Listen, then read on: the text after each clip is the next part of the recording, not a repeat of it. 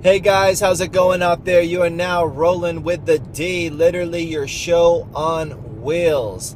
What I wanted to touch on today, a couple people had asked me recently, what about a work day? Like, what does a typical work day look like?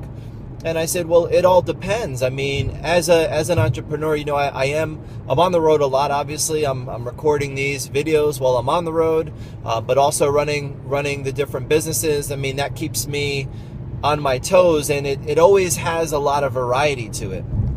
And so when I thought about that, I was like, I don't know how that would really help if I talked about my work day. I said, what about your work day? What do you do?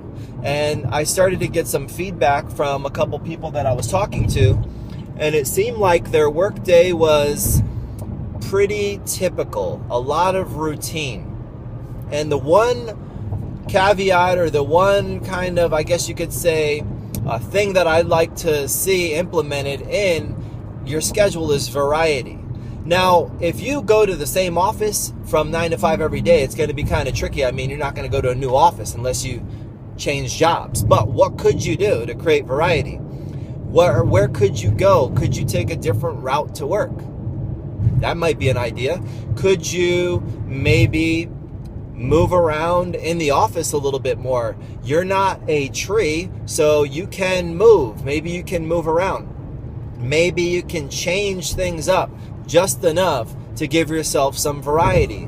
And then think about the way that you go home. Maybe you can change the way that you go home. It's about creating a little bit of variety. Unless you're going to change jobs every day, which some people can do.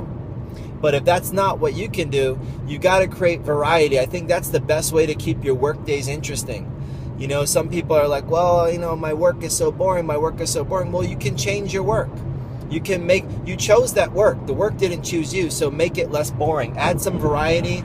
Try changing the routes that you go.